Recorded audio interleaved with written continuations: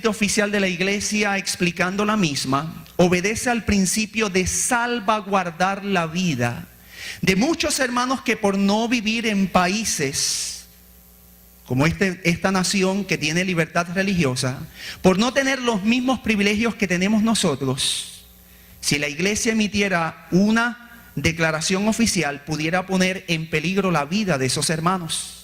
Y para que no causarles problemas a nuestros hermanos que viven en países que no tenemos las mismas libertades, entonces la iglesia ha decidido omitir un escrito oficial y ha dejado que cada hermano haga lo que tenemos que hacer, escudriñar las Sagradas Escrituras para llegar a su comprensión. Saben, mis amigos y mis hermanos, nosotros en esta mañana vamos a estar estudiando la profecía de Daniel capítulo 11.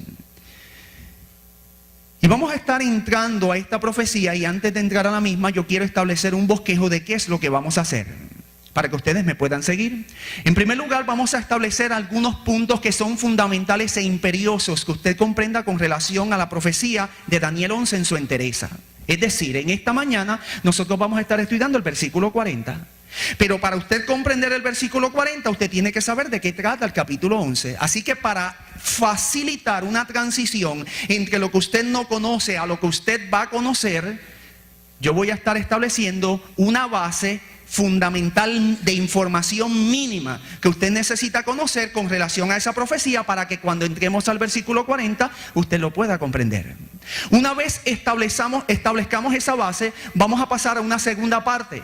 Vamos a presentar la evidencia bíblica, y su servidor enfatiza esta palabra, la evidencia bíblica, que nos ofrece una base competente y suficiente para nosotros identificar y por ende desenmascarar los símbolos que están subterfugiados o escondidos allí en Daniel 11:40, que de hecho les adelanto, son dos.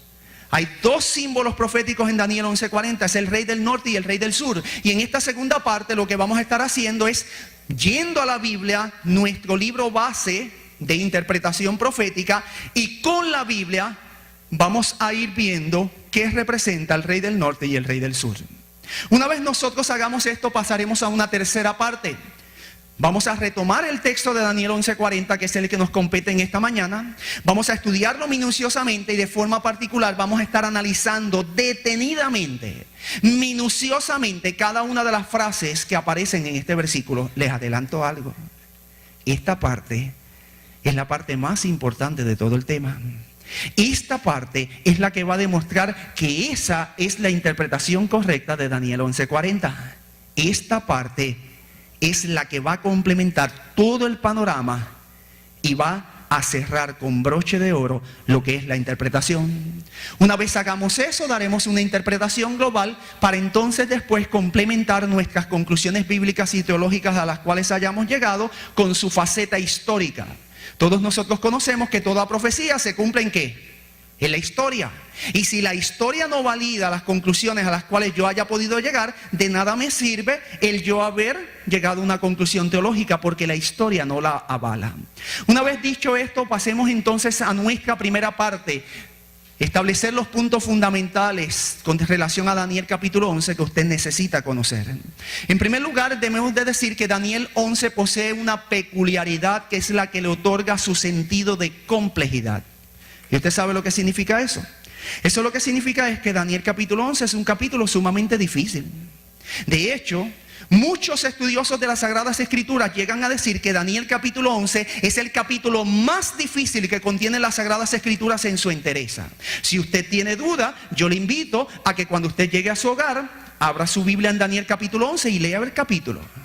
Y usted se va a percatar de cuán complejo es la profecía de Daniel capítulo 11.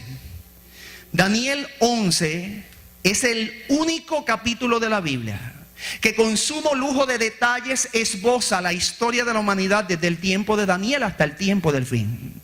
Y eso es lo que hace que Daniel 11 sea tan difícil. En otras palabras, yo encuentro que en un solo capítulo de la Biblia Dios hizo un resumen de más de 2500 años de historia. Es como si a usted le mandasen a hacer un resumen de 2500 años de historia en un solo papel. Pues eso fue lo que Dios hizo en Daniel 11. Hizo un resumen de 2500 años de historia, pero lo impresionante de la profecía es que no es un resumen vago, no es un resumen amplio, es un resumen específico. Porque a diferencia de otras profecías, como por ejemplo la profecía de Daniel capítulo 2, que me habla de imperios, Daniel 11 no me habla de imperios. Daniel capítulo 11 se refiere a personajes particulares que tuvieron su intervención en la arena política de la historia. Porque allí yo encuentro que se alude a Marco Antonio. Allí yo encuentro que se alude y se habla de Cleopatra. En Daniel capítulo 11 se habla de una mujer que la historia conoció como Eunice y se habla de otra que se conoció como Berenice. Es decir, por encima de hablar de imperios, me habla de personajes particulares que tuvieron su intervención en la historia. Y esa es una de las peculiaridades de Daniel capítulo 11. Esa peculiaridad es la que lo hace tan interesante, pero a la vez tan complejo, pues recoge más de 2000 años de historia humana. En segundo lugar, yo quiero que usted comprenda que Daniel capítulo 11 presenta una pugna. Conforme usted entra a leer este capítulo, usted va a ver que Daniel 11 presenta una lucha. Y es una lucha que constantemente están llevando a cabo dos reyes. Dos reyes que el mismo capítulo se delimita a presentarlos como el rey del norte y el rey del sur. En esa lucha que llevan a cabo el rey del norte y el rey del sur, existe un pueblo que se encuentra en el centro. Y ahora yo quiero que usted comience a captar lo que quiero decir. Está el rey del norte y está el rey del sur. Ellos constantemente están luchando y eso es lo que describe la profecía de Daniel 11. Ahora, hay un pueblo que está en el centro de las luchas que llevan a cabo el rey del norte y el rey del sur. Ese pueblo que está en el centro se ve afectado por esas luchas. ¿Por qué? Sencillo. Porque cada vez que el rey del norte decide atacar al rey del sur, ¿por dónde tiene que pasar? Por el centro. Y si el rey del sur decide ripostar o contraatacar contra el rey del norte, ¿por dónde tiene que pasar? Por el centro otra vez. De ahí entonces que el pueblo que está en el centro de las luchas que llevan a cabo constantemente, el rey del norte y el rey del sur, se ve afectado por esas luchas. Vamos a un tercer punto que usted tiene que conocer con relación a Daniel 11. Lo que determina la identificación del rey del norte y del rey del sur respectivamente es su ubicación geográfica siendo observados desde Palestina misma. Y explicamos lo que significa eso. Para usted comprender qué significa el rey del norte y el rey del sur, usted tiene que ubicarse en Palestina. Y una vez usted se ubica en Palestina, usted va a encontrar que el pueblo de Israel era el pueblo que se encontraba en el centro de las luchas que llevaban a cabo constantemente el rey del norte y el rey del sur. Era el pueblo de Israel el que se veía afectado por esas luchas. Esto entonces llevó que tanto historiadores como teólogos concluyeran que en la profecía de Daniel capítulo 11 entonces, el rey del norte debía de representar lo que estaba al norte de Palestina y el rey del sur lo que estaba al sur de Palestina. Ahora nosotros vamos a encontrar un mapa de lo que es Palestina. Miren, aquí usted encuentra a Jerusalén. De hecho, el centro de la profecía bíblica siempre tiene que ser el pueblo de Dios. Y el pueblo de Dios estaba ubicado en Jerusalén. Por lo tanto, este es el centro de la profecía. Una vez usted se ubica en Jerusalén, usted va a encontrar que al norte, es decir, todo este territorio en verde, representa el imperio asirio. Y cuando usted se ubica al sur de Jerusalén, usted va a encontrar que allí se encuentra ¿qué cosa? Egipto.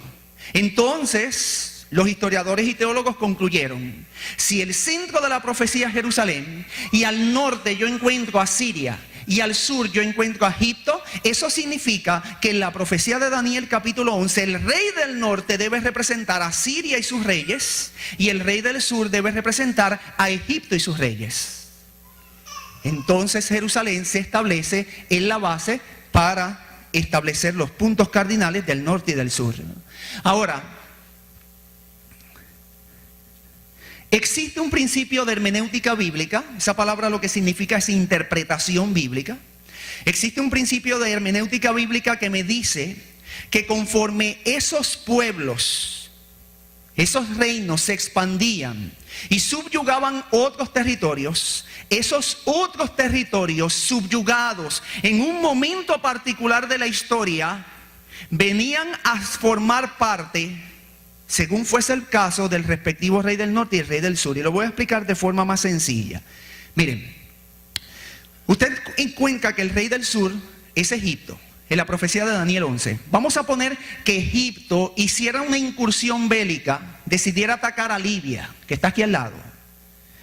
Pues si Egipto atacaba a Libia, la sometía, la subyugaba, la hacía parte de Egipto, la sometía bajo tributo, se entiende en la profecía de Daniel 11 que si en ese momento particular de la historia la profecía hablaba de Egipto, Libia también, como era parte de Egipto, estaba en la profecía bíblica.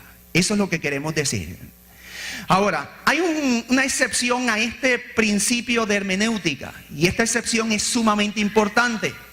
De hecho, esta excepción es la que nos diferencia a nosotros los adventistas de la interpretación profética de la gran mayoría de las personas en el mundo protestante. Esa excepción tiene que ver con lo siguiente. Una vez el pueblo de Dios deja de ser el pueblo de Israel literal, este tipo de patrón y este tipo de interpretación, por ende, tiene que variar. Miren lo que estamos diciendo. Durante muchos años, el pueblo de Israel, que estaba ubicado en Palestina, fue el pueblo de Dios. Pero la profecía señalaba, sobre todo la profecía de las 70 semanas, que había un término particular para el Israel como pueblo de Dios. Una vez llegara ese término, Dios iba a rechazar a Israel e iba a suscitar o a levantar un nuevo Israel.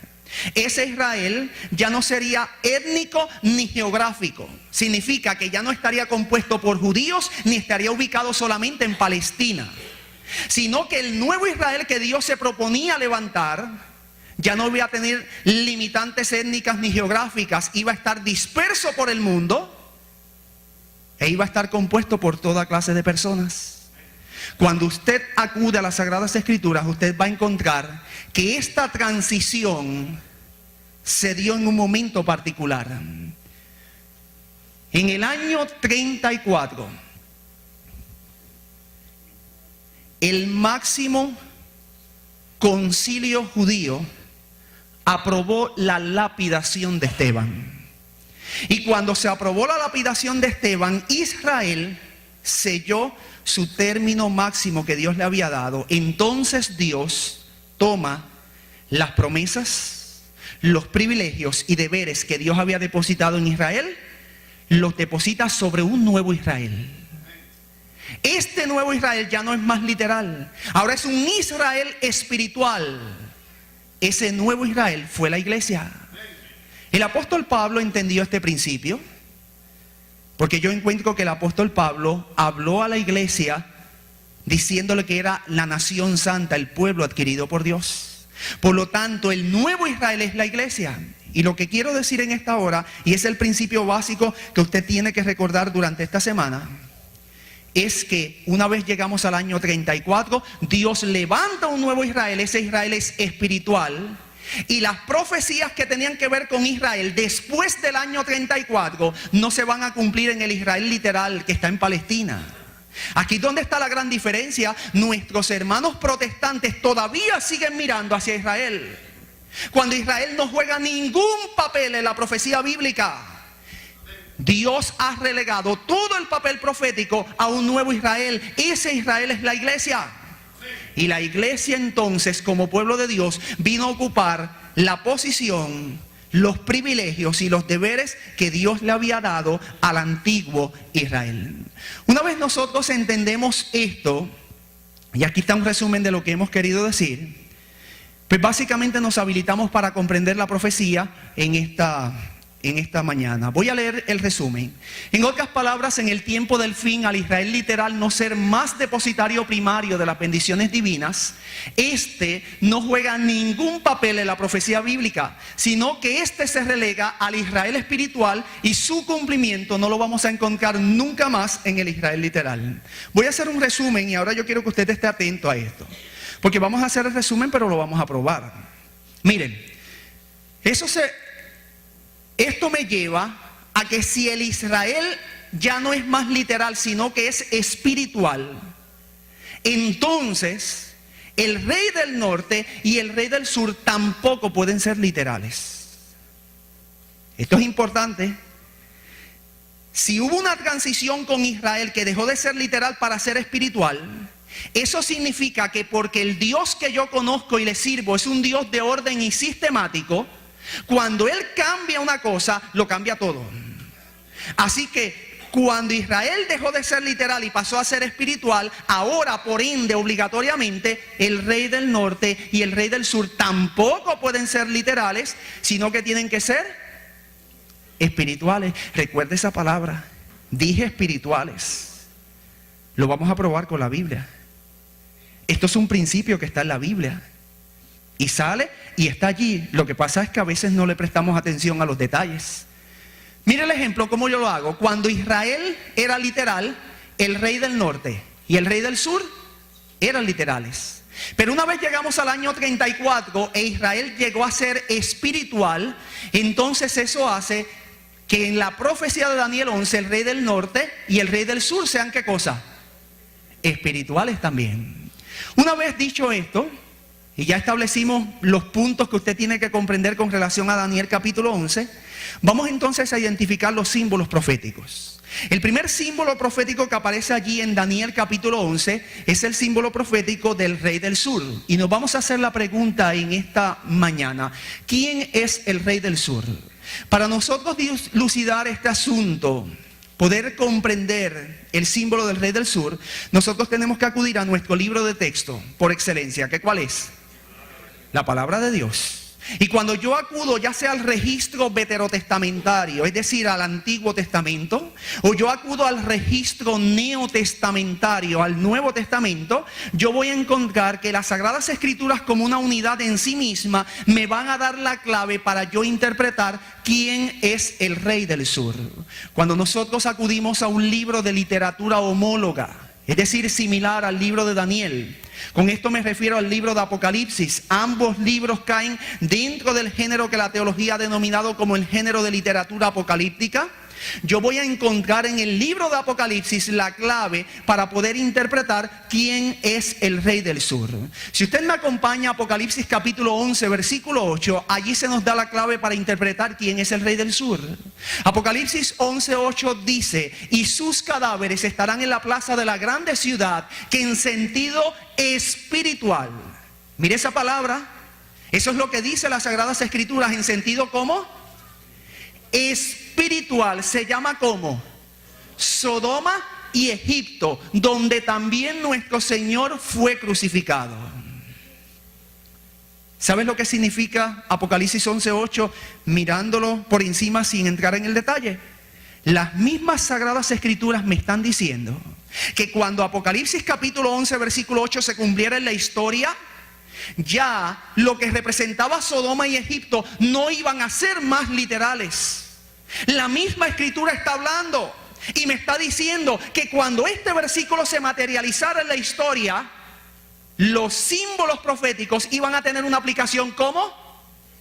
Espiritual. Eso es lo que dice la Escritura. Entonces, Apocalipsis 11:8 llega a ser complementario con lo que hemos estado hablando en esta mañana. Cuando yo ubico Apocalipsis 11:8 en su contexto, yo voy a ver que Apocalipsis 11:8 se está refiriendo a un incidente acaecido hace algún tiempo atrás, el proceso de la Revolución Francesa. Y hablándome sobre la Revolución Francesa, es que se dice lo que de manera específica este versículo toca: que sus cadáveres estarán en la plaza de la grande ciudad, que en sentido espiritual esa ciudad, que no es otra que Francia, se le llama Sodoma y Egipto, donde también nuestro Señor Jesucristo fue crucificado. Pero esa declaración nos crea a nosotros un problema, Porque nosotros pudiéramos preguntarnos en esta hora, ¿qué sucedió en Francia que se llega a decir que allí se crucificó a Cristo Jesús? Más aún pudiéramos preguntarnos, ¿qué fue lo que sucedió en Francia que el texto profético de Apocalipsis me llega a decir que se llama en sentido espiritual Sodoma y se le clasifica también como Egipto? Para nosotros dar respuesta a esta incógnita, nosotros tenemos que ubicar el texto en su contexto. Y cuando yo ubico el texto en su contexto, yo voy a encontrar que el versículo 4 nos está hablando de dos testigos que profetizan. Yo le invito a que usted busque su Biblia en Apocalipsis capítulo 11 y vea el versículo 4.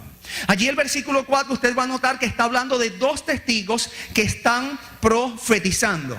Si usted acude un poquito para atrás, es decir, va al versículo 3, usted va a encontrar que allí se predice que esos dos testigos están profetizando durante 1260 años, que equivalen a 1260 días, que equivalen a 1260 años, vestidos con una vestimenta muy particular, vestidos de saco, vestidos a la usanza que en la antigüedad se utilizaba para expresar luto, tristeza, duelo, muerte, opacamiento de la alegría. Porque cuando usted se vestía de saco era porque quería expresar alguno de estos sentimientos. Nuestra iglesia, la iglesia que en esta hora me toca representar, la iglesia adventista del séptimo día, ha sido lo suficientemente consistente al identificar estos dos testigos y los ha identificado a través del tiempo como el Antiguo y el Nuevo Testamento. Y se describen como profetizando vestidos de cilicio, vestidos de saco durante 1260 años, porque el poder político religioso que aludía a la profecía y que imperó desde el año 538 hasta el año 1798, lo que propiamente hizo con la palabra de Dios, con el Antiguo y el Nuevo Testamento, fue eso, vestirla de saco. ¿Por qué? Porque la palabra de Dios por sí misma tiene luz. La palabra de Dios por sí misma es gloriosa. Pero durante el período prescrito por la profecía, 1260 años que corren desde el 537 hasta el año 1798, un poder político religioso tomó la palabra de Dios y le quitó su brillo. ¿Cómo le quitó el brillo? A través de dos procesos. Por un lado, la institución de la Iglesia Católica Romana dijo que junto con la palabra de Dios tenía igual validez la tradición.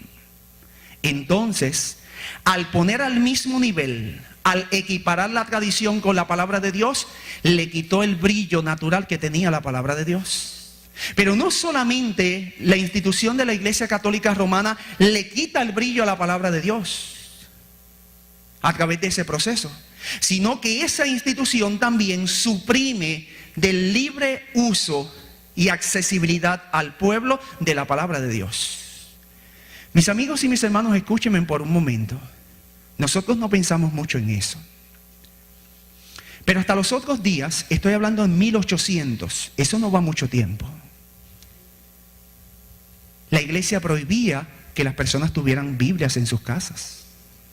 ¿Usted quiere una prueba? Yo le invito a que usted compre el libro 50 Years in the Church of Rome, 50 años en la iglesia de Roma, escrito por Carlos Pascual Chinichi.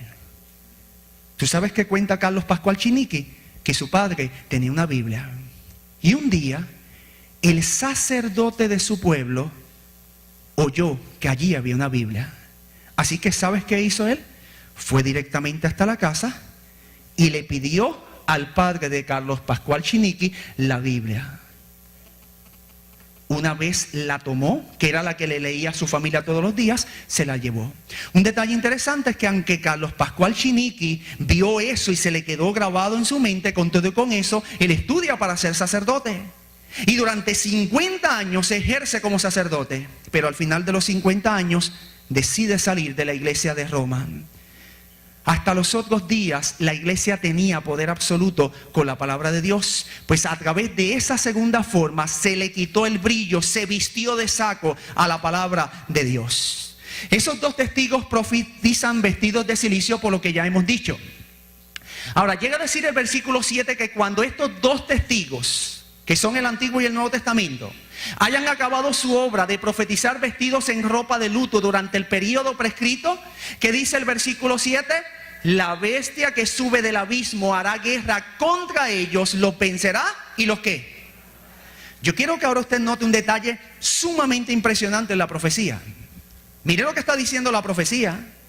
La profecía dice que el poder descrito en los versículos del 3 al 4 solamente le iba a quitar el brillo a la palabra de Dios. Escuche, no iba a exterminar la palabra de Dios, solamente le iba a quitar su brillo.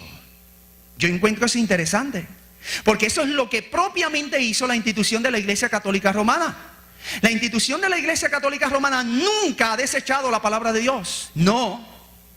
Ellos dicen que la Biblia es una fuente más entre las varias que ellos tienen para interpretar. En ese sentido, cumple lo que Dios había escrito en Apocalipsis capítulo 11, que tan solo le iba a opacar su brillo. Pero dice el versículo 7 que va a venir un movimiento después del período de supremacía papal que concluyó en el año 1798, que a ese movimiento, proféticamente hablando, sí le estaba reservado destruir la palabra de Dios.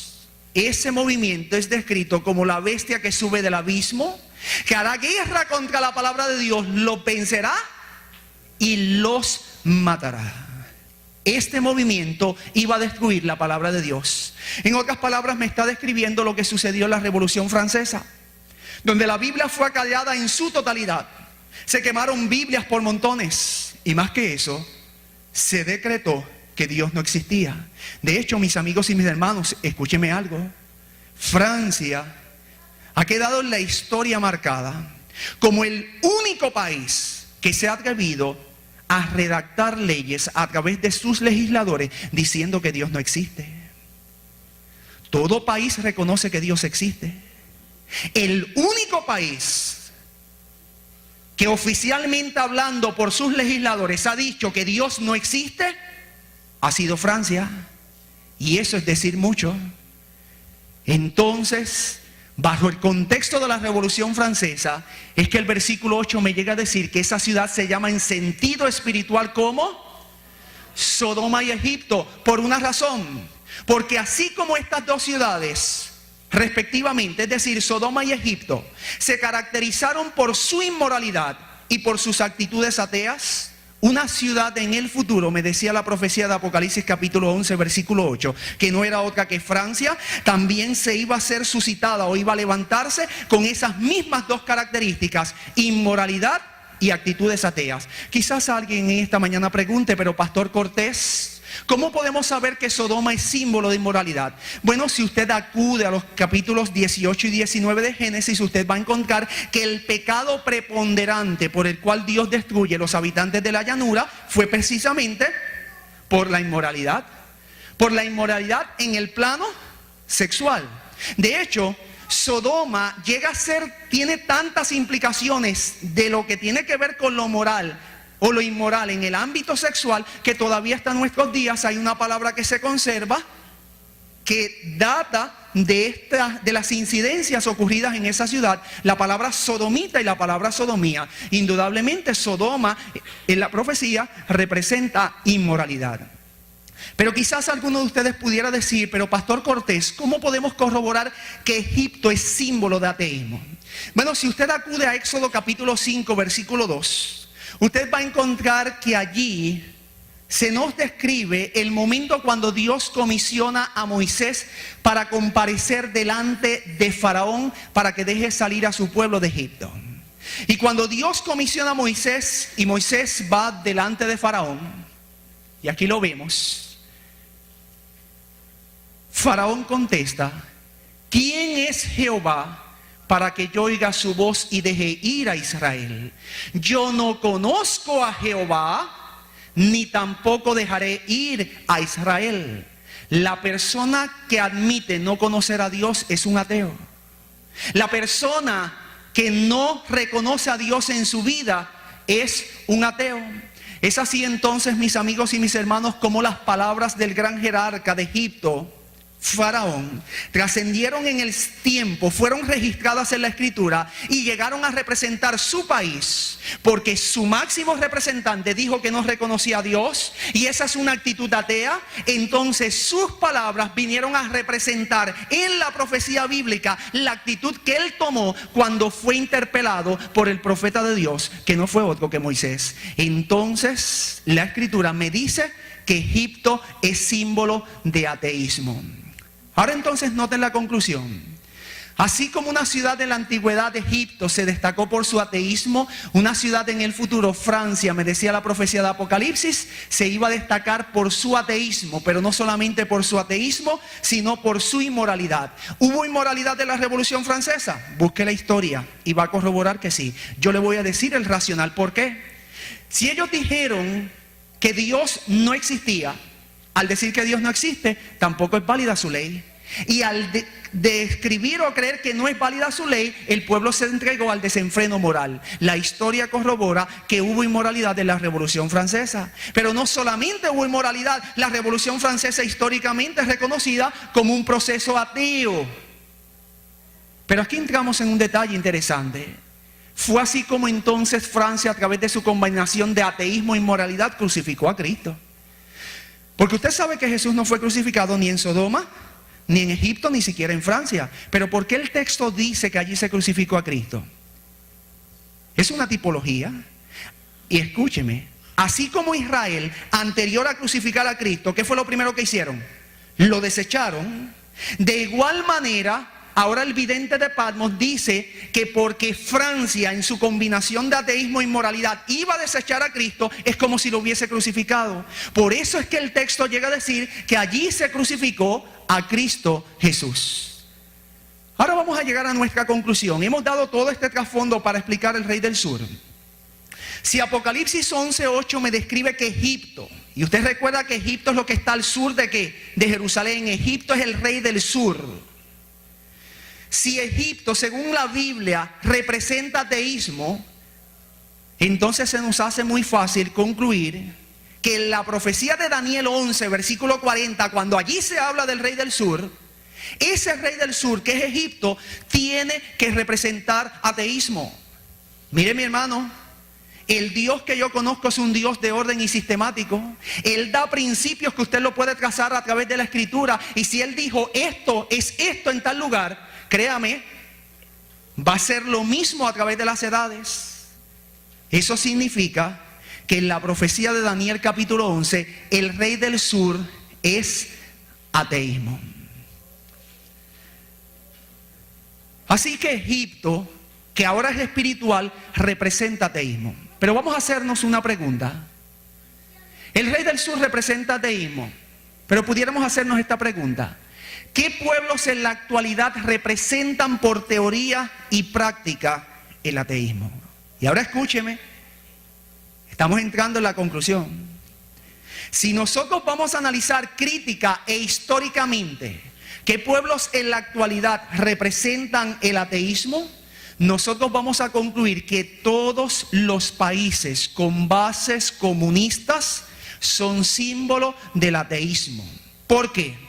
Porque sus ideologías y sus postulados fundamentales, vigentes aún en la actualidad, han sentado las bases y han propiciado el ateísmo mismo. La pregunta que surge es ¿cómo? Al suprimir la religión y todo lo que tenga que ver con religión en los países donde el comunismo está establecido.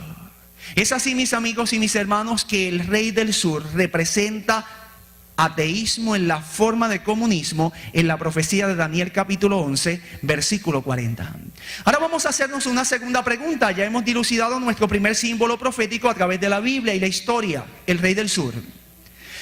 Pero allí hay otro símbolo profético. Y el segundo símbolo profético que nos compete es el del rey del norte. Y nos vamos a hacer la pregunta, ¿quién es el rey del norte? Saben, la Biblia nos habla claramente de un verdadero rey del norte y lo identifica muy bien. Si usted acude al libro de Isaías y me acompaña allí en el capítulo 14 y lee los versículos 13 y 14, allí usted va a encontrar la clave para poder interpretar quién es el rey del norte. Cuando usted acude a Isaías capítulo 14, versículos 13 y 14, usted va a encontrar la siguiente declaración. Dice la palabra del Señor en esta porción: tú que decías en tu corazón, subiré al cielo, en lo alto, junto a las estrellas de Dios, levantaré mi trono, y en el monte del testimonio me sentaré a los lados ¿de qué? Del norte. Sobre las alturas de las nubes subiré y seré semejante al Altísimo. Si usted tiene su Biblia abierta, y yo le invito a que usted abra su Biblia y vaya a Isaías capítulo 14, usted va a encontrar que algunas Biblias en el encabezamiento dicen profecía contra el rey de Babilonia. Y si usted busca con detenimiento, cuando usted ya analiza Isaías capítulo 14, usted va a ver que esa es una profecía que se aplica en primera instancia a Babilonia y su rey. Es decir, esa es una profecía que fue dada para el rey de Babilonia. Pero la profecía de Isaías capítulo 14 tiene una peculiaridad.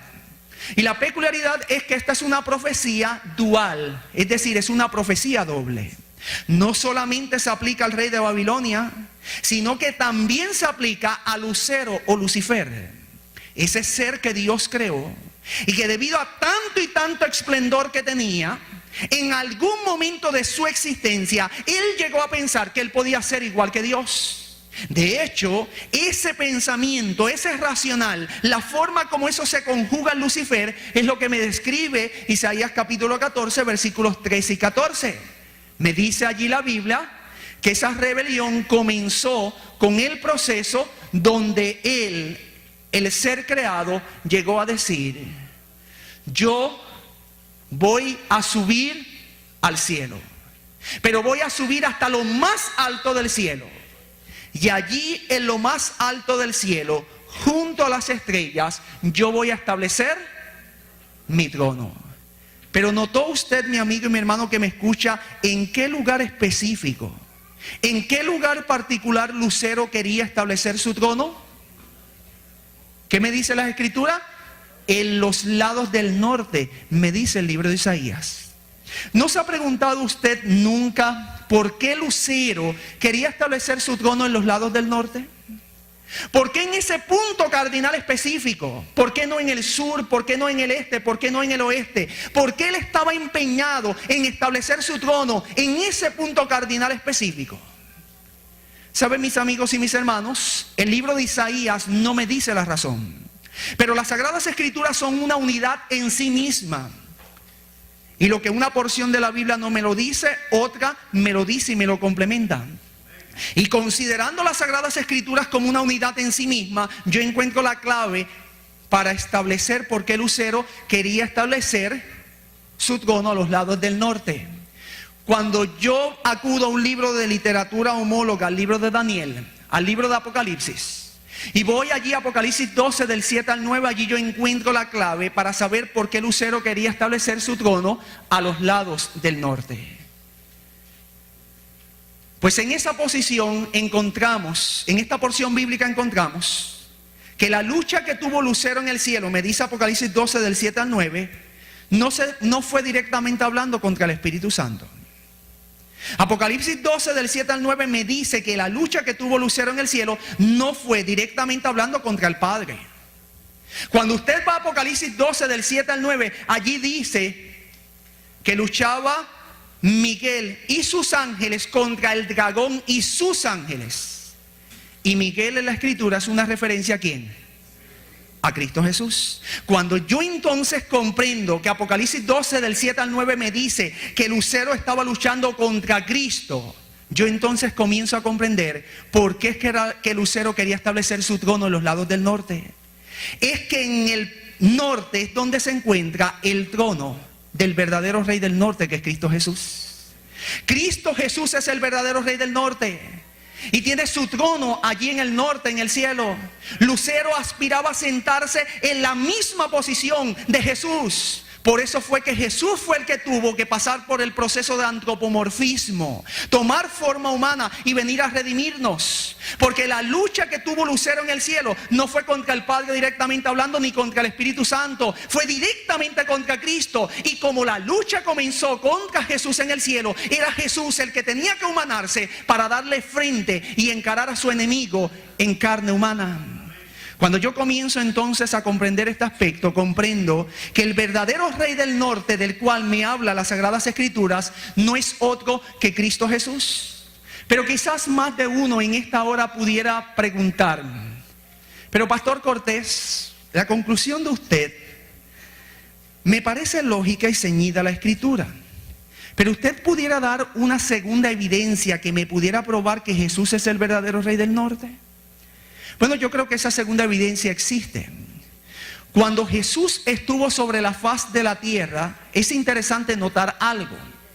En Juan capítulo 6, versículo 48, Jesús dijo: yo soy el pan de vida. Y en Juan capítulo 6, versículo 51, es decir, un poco más adelante, Él volvió a repetir la misma verdad cuando llegó a decir: yo soy el pan vivo que descendió del cielo. Y mire qué interesante, cuando usted acude al santuario terrenal, que es una copia del santuario celestial, y usted ubica la mesa de los panes, yo le tengo que decir en esta hora que la mesa de los panes en el santuario terrenal, copia del celestial, no se encontraba en la parte sur. La mesa de los panes no se encontraba en el este. La mesa de los panes no se encontraba en el oeste. ¿Usted sabe en qué punto cardinal geográfico se encontraba la mesa de los panes? La mesa de los panes se encontraba en la parte norte. Si Jesús llegó a decir que Él era el pan de vida que había descendido del cielo, estaba haciendo referencia a la ubicación donde se encontraba su trono. Y el santuario me dice que su trono estaba en la parte norte del santuario. Otra evidencia más de que el verdadero Rey del Norte es Jesús. Mire un detalle interesante. Las Sagradas Escrituras se explican solas. ¿Usted recuerda un texto de Apocalipsis? Una promesa que Jesús hizo: al que venciere, yo le daré que se siente conmigo en mi trono, así como yo he vencido y me he sentado con mi Padre en su trono. ¿Qué está diciendo esa declaración de Apocalipsis? Que en el cielo hay un trono doble. Un trono que lo comparte el Padre con el Hijo. Y yo encuentro que la mesa de los panes tenía 2 hileras de panes, haciendo referencia al trono doble que existe en el cielo. Otra evidencia más de que Jesús es el verdadero Rey del Norte. ¿Saben, mis amigos y mis hermanos? Indudablemente, cuando unimos nosotros estas 2 evidencias, tendríamos que concluir: Jesús es el verdadero Rey del Norte. Pero cuando yo acudo a la profecía de Daniel 11:40, voy a encontrar que allí me habla de un Rey del Norte. Pero conforme yo voy leyendo los versículos 41, 42, 43, 44, 45, yo voy a encontrar que las obras que lleva a cabo el Rey del Norte, del cual me habla esta profecía, no cuadran con Cristo Jesús y su persona. Porque Jesús no actuó, ni nunca actuará como me lo delimita y me presenta que está actuando el Rey del Norte en Daniel capítulo 11, versículos del 40 en adelante. Entonces eso me lleva a fraguar una conclusión. La conclusión es lógica y definitiva. Si las obras que lleva a cabo el Rey del Norte en Daniel 11 del 40 en adelante no cuadran con Jesús, pues el Rey del Norte del cual me habla ahí no puede ser Jesús.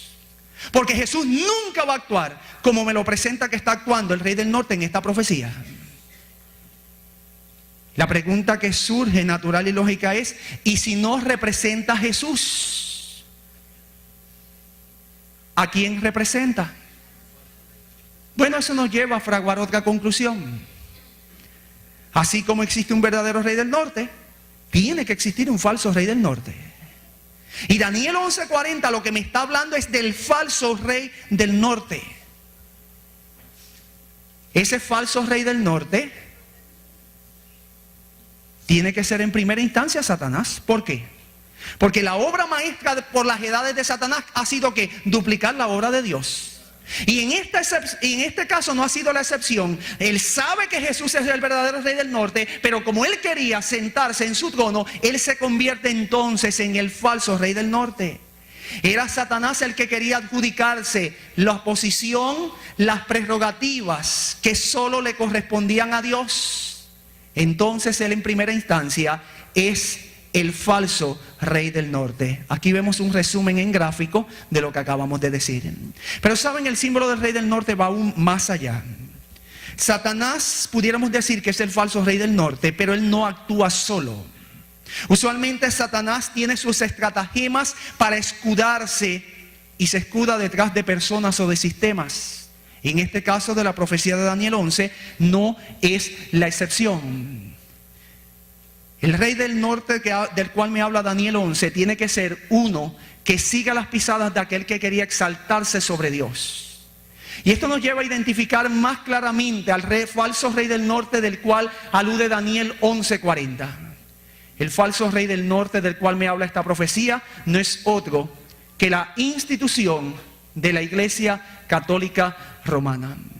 Es esta iglesia la que se ha adjudicado y se ha autodesignado los poderes, la posición y las prerrogativas que solo le corresponden a Dios. ¿Por qué decimos que se ha adjudicado los poderes? ¿Usted sabe lo que dice esa iglesia en sus escritos oficiales? Que el poder que tiene el Papa es tan y tan vasto que inclusive puede llegar a excomulgar a los ángeles.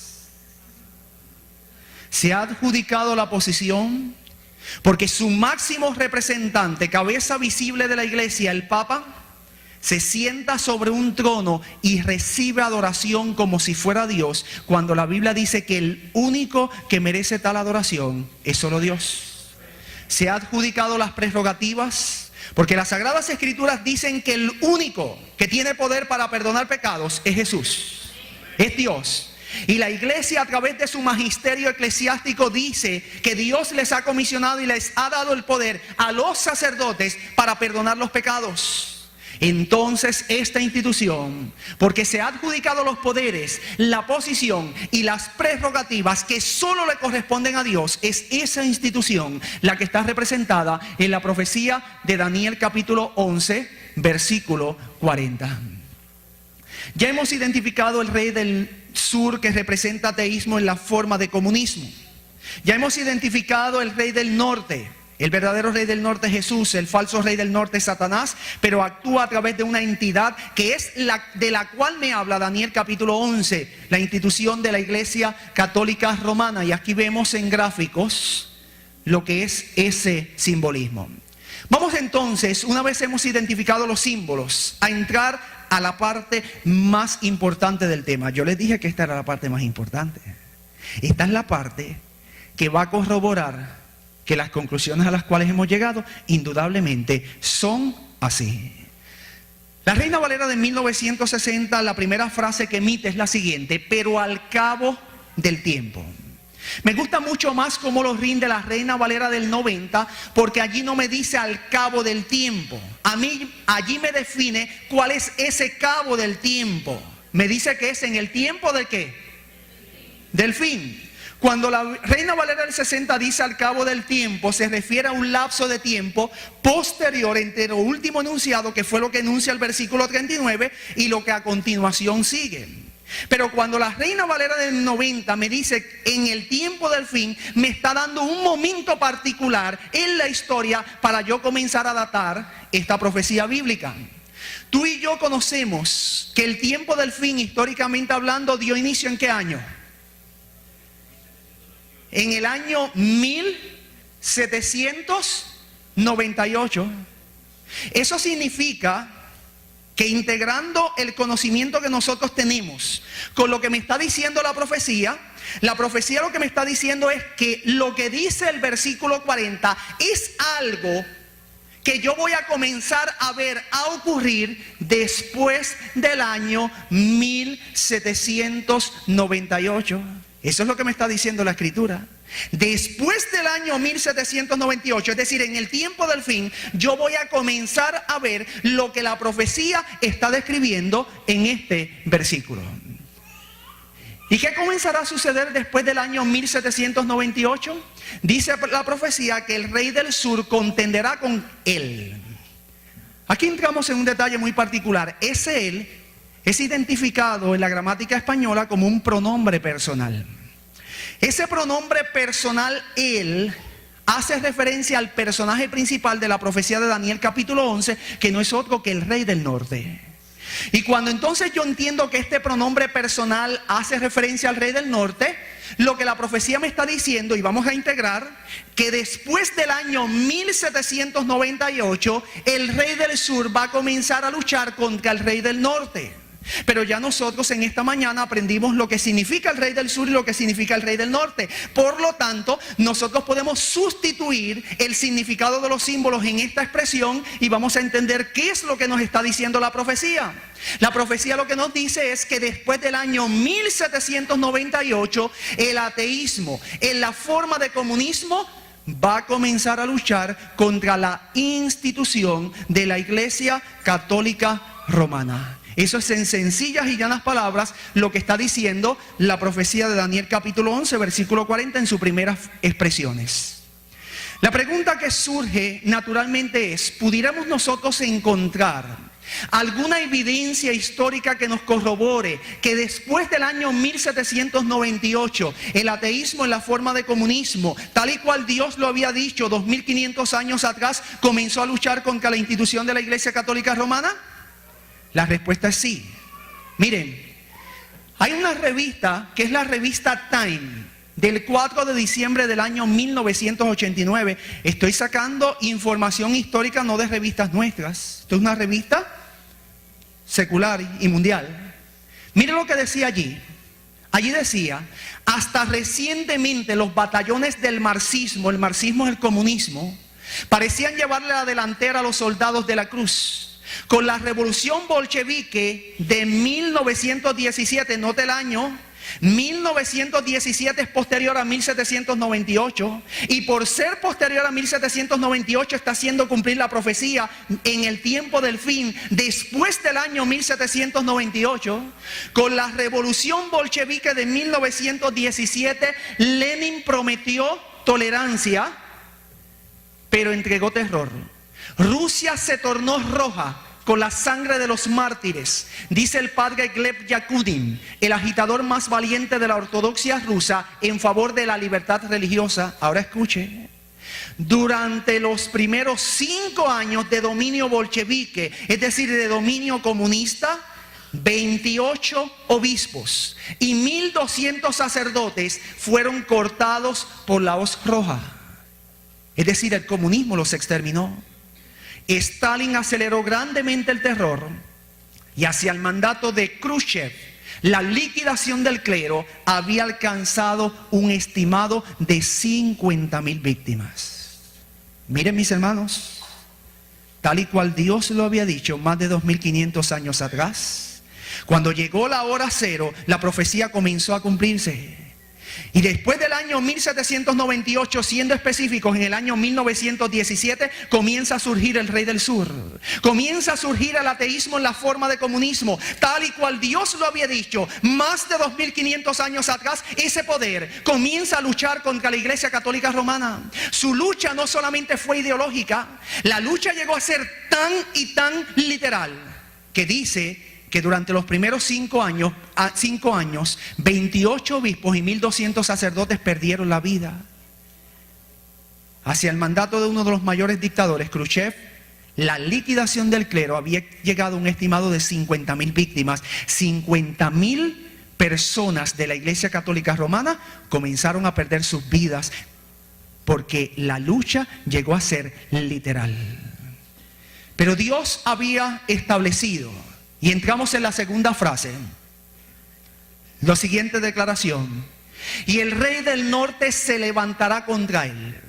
Este segundo pronombre personal, ubicado en su contexto, que es un contexto de contraataque, hace referencia entonces al rey del sur. Y lo que la profecía me está diciendo es lo siguiente: primero el rey del sur ataca al rey del norte, pero después el rey del norte contraataca al rey del sur. Cuando nosotros entonces interpretamos esta frase, lo que significa es que en algún momento después del año 1798, sin ser específico, el falso rey del norte va a comenzar a luchar contra el poder del rey del sur, interpretando, porque ya ustedes conocen los símbolos, lo que la profecía lo que me está diciendo es que después del año 1798, la institución de la Iglesia Católica Romana, en algún momento en el tiempo del fin, va a comenzar a atacar al ateísmo en la forma de comunismo. Cuando yo sigo interpretando y entro a la próxima frase, yo voy a encontrar que la próxima frase dice que cuando la Iglesia Católica Romana se levante para contraatacar al comunismo, lo hará como una tempestad. Eso es lo que dice Daniel 11:40. Ahora, yo quiero ubicar esta frase en el contexto del tiempo de Daniel. ¿Cómo se levantaba una tempestad? Porque aquí el vidente está utilizando una metáfora, una comparación. Y una tempestad en el tiempo de Daniel tenía dos características básicas. Se levantaba de repente, porque no había los medios para saber lo que había en la atmósfera, y se levantaba cuando nadie lo esperaba. Escuche, una tempestad en el tiempo de Daniel tenía dos características: se levantaba de repente y se levantaba cuando nadie lo esperaba. La pregunta clave que hace su servidor es: ¿quién esperaba que el comunismo cayera como cayó? ¿No fue acaso de repente que cayó el comunismo? ¿No nos acostamos nosotros con una Alemania dividida y nos levantamos al otro día viéndolo por la magia de nuestros televisores? ¿Una Alemania unificada? Indudablemente. Tal y cual Dios había dicho, la Iglesia Católica Romana se iba a levantar contra el comunismo e iba a derrumbarlo de repente y cuando nadie lo esperaba. Sigue diciendo la profecía: con carros, gente de a caballo y muchas naves. Las naves son barcos. En otras palabras, la profecía me dice que cuando la Iglesia Católica Romana se iba a levantar contra el comunismo, iba a ser de repente cuando nadie lo esperaba, pero como un poderoso batallón que se iba a dirigir hacia la guerra. Le iba a dar guerra al comunismo. Eso es lo que me está diciendo la profecía, con una fuerza arrolladora. Pero note usted algo, mis amigos y mis hermanos, y ahora sígame. Los carros son medios de locomoción rápidos porque son tirados por caballos. Los jinetes van sobre caballos y van también de forma rápida. Y los barcos quizás son un poco más lentos, pero dos de los medios que Daniel ve en la visión son rápidos. Eso significa que la lucha que va a encabezar la Iglesia Católica Romana contra el comunismo va a ser una lucha veloz, va a ser una lucha rápida. Y mire las implicaciones en la historia.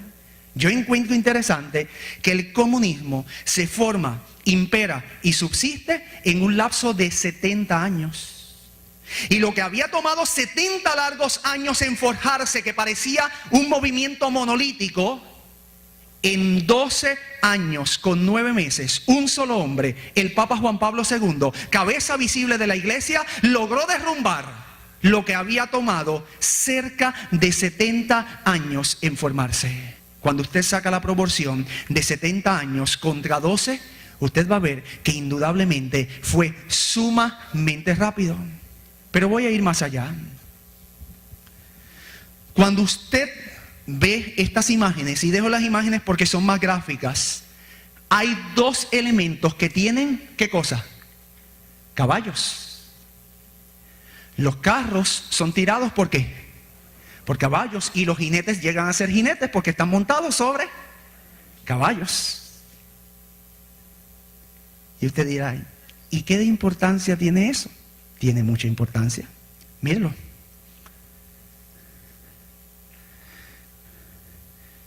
Cuando usted va al pueblo de Israel, usted va a encontrar que posterior a su salida de Egipto y anterior a que comenzara la dinastía, es decir, anterior a que Salomón comenzara a gobernar, Israel no tenía caballos. ¿Usted me escuchó?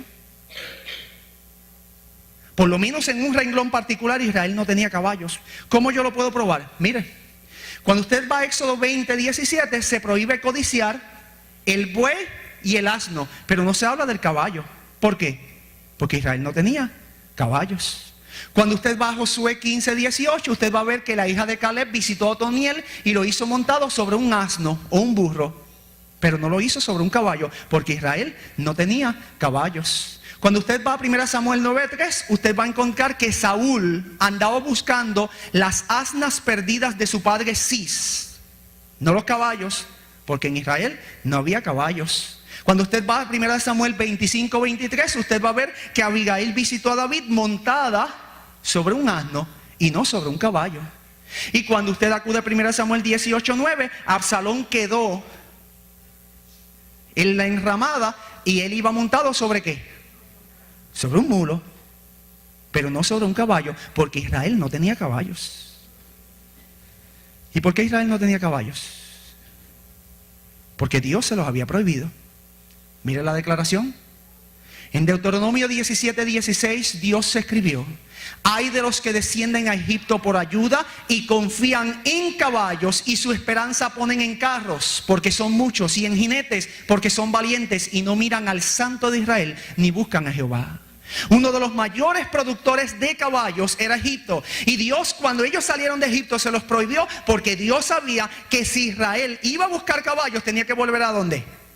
A Egipto, de donde Él los había sacado y libertado. Así que para que no volvieran, Dios se los prohibió. Pero Dios le prohíbe a Israel tener caballos por otra razón.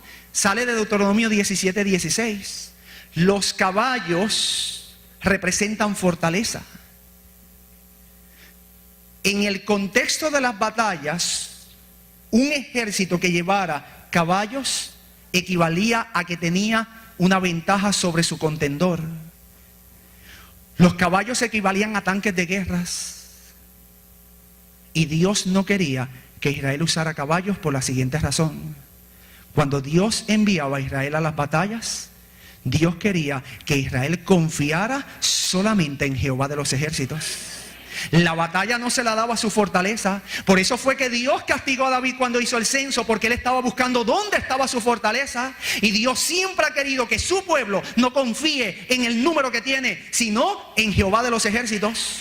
Cuando yo encuentro que en la profecía de Daniel capítulo 11 versículo 40, el falso rey del norte, la institución de la Iglesia Católica Romana, utiliza dos elementos que tienen caballos, significa que el falso rey del norte, cuando gane esa batalla contra el comunismo, no la hará por su poder y confianza en Dios. La institución de la Iglesia Católica Romana ganará contra el comunismo confiando en sus propias fuerzas, confiando en su poderío, pero dejando de lado el poder de Dios. Y es por eso que se describen dos elementos que tienen que ver particularmente con los caballos. La última expresión que aparece allí en Daniel capítulo 11 versículo 40 es la siguiente: entrará por las tierras, inundará y pasará. Cuando usted hace un análisis gramatical de esa última expresión, usted va a encontrar que allí existen tres verbos y un sustantivo. Y esos tres verbos y ese sustantivo, en su orden de aparición, tienden a demostrar tres cosas. Tienden a demostrar la acción. Esa es la acción que va a entrar. En segundo lugar, me demuestra la dirección. Va a entrar, pero me dice hacia dónde se dirige: por las tierras, hacia ciertos territorios en particular. Y los últimos dos verbos tienden a demostrar la eficiencia: inundará y pasará. Aquí nuevamente el vidente retoma la imagen de la tempestad. Y así como una tempestad inunda y pasa dejando todo destruido, el vidente ve que cuando el rey del norte se levante contra el rey del sur, es decir, cuando la Iglesia Católica Romana se levante contra el comunismo, va a entrar por los territorios comunistas y va a inundar y va a pasar. Es decir, va a dejar completamente destruidos los territorios comunistas, como propiamente hace una tempestad cuando entra por ciertos territorios. En otras palabras, la profecía concluye diciendo que en esa lucha que va a llevarse a cabo después del año 1798, la institución de la Iglesia Católica Romana va a salir airosa, va a vencer el comunismo. Yo voy a obviar la cuarta parte, que es un resumen, porque ya he repetido tanto que ya ustedes se la saben de memoria. Ya ustedes pueden repetir esta profecía. Así que voy a omitir lo que tiene que ver con el resumen y voy a entrar a la última parte, que es la faceta histórica. Ese es el resumen. Los que hemos estado al tanto de las incidencias históricas acaecidas hace unos 18 años atrás, pudimos constatar algo sumamente impresionante. Y es el hecho de que quien intervino para que el comunismo cayera en la Unión de Repúblicas Socialistas Soviéticas y sus satélites, quien intervino para que el comunismo cayera en Polonia, Bulgaria, para que el comunismo cayera en lo que era Alemania, todo el mundo sabe que fue el Papa Juan Pablo II. ¿Usted tiene duda alguna? Yo le invito, venga esta tarde. Y le invito a que lea muchos libros de historias que hay que corroboran, todos concluyen, el eje motor para la caída del comunismo lo fue el Papa Juan Pablo II. En unión al presidente de los Estados Unidos, Ronald Reagan, se concertó una alianza que se dio a conocer al mundo 10 años después que ellos lo planearon. Ellos lo planearon en secreto y 10 años después lo logran y el mundo conoce que ellos se habían unido para derrumbar el comunismo.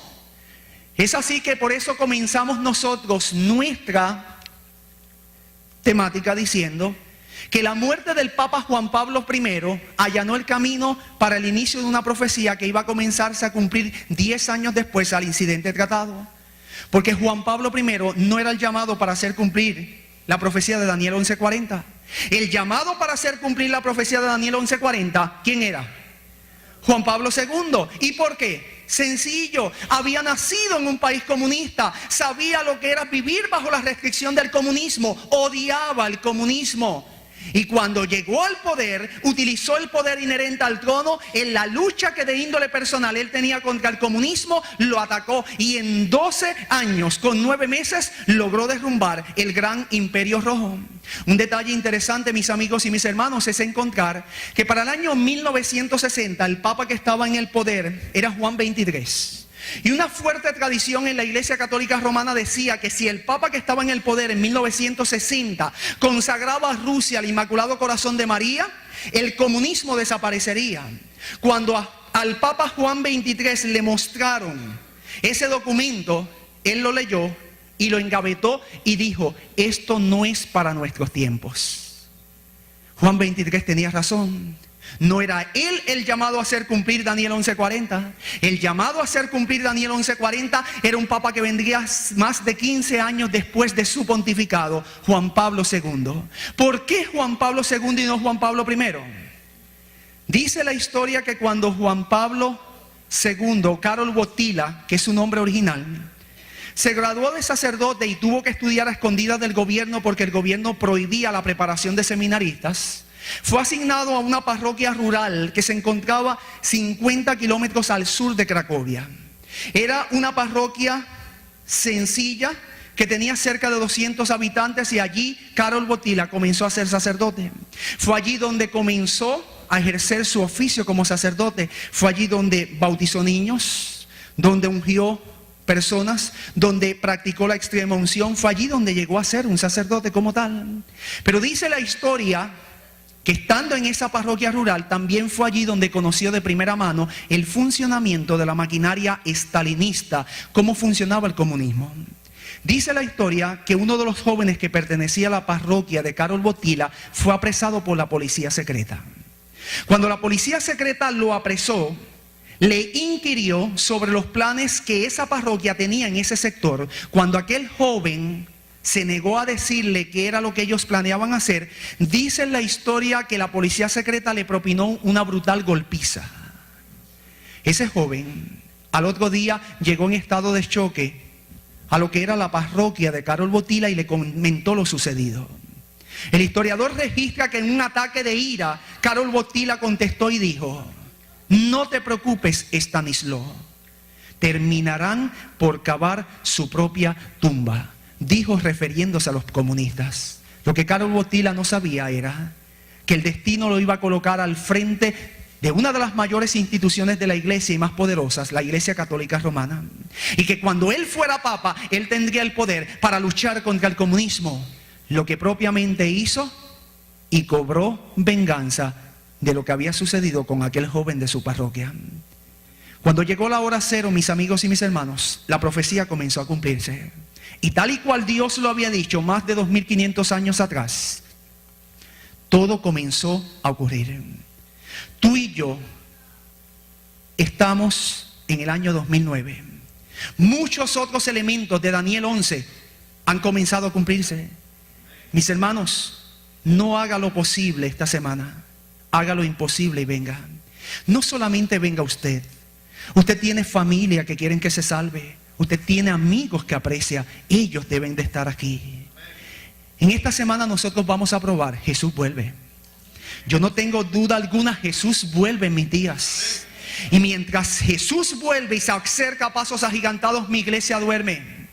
Y permita al cielo que durante esta semana, asistiendo cabalmente, nosotros seamos despertados a la realidad de que Jesús está por regresar a la tierra. El tiempo es corto y tenemos que aprovecharlo para predicar y prepararnos. Porque Dios vendrá a salvar a su pueblo, no en sus pecados, sino de sus pecados. Y permita al cielo que nosotros nos estemos preparando en el tiempo presente para ese encuentro. Solamente queda hacer un último llamado. Jesús es el verdadero Rey del Norte. Y yo quiero en esta mañana concluir diciendo, porque Jesús es el verdadero Rey del Norte, es mi invitación a que tú lo aceptes como verdadero Rey en tu vida. El falso Rey del Norte dará paz y seguridad, una paz y seguridad aparente, pero la paz y seguridad definitiva vienen de Jesús. Y es mi deseo y oración que tú comiences desde el día de hoy preparándote para echar mano por la fe de Cristo Jesús, y que el próximo sábado tú puedas decirme: yo quiero echar mi suerte con el verdadero Rey, porque quiero ser un príncipe o una princesa del reino de los cielos. Dios les bendiga y les guarde.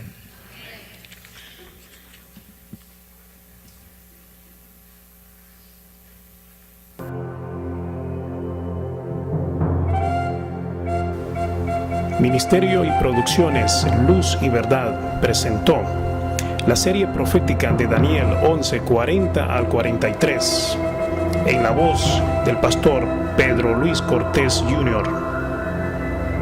Un mensaje profético para nuestros tiempos. Lugar: Iglesia Adventista del Séptimo Día, Lancaster, Pensilvania, Estados Unidos. Pastor Samuel Mercado.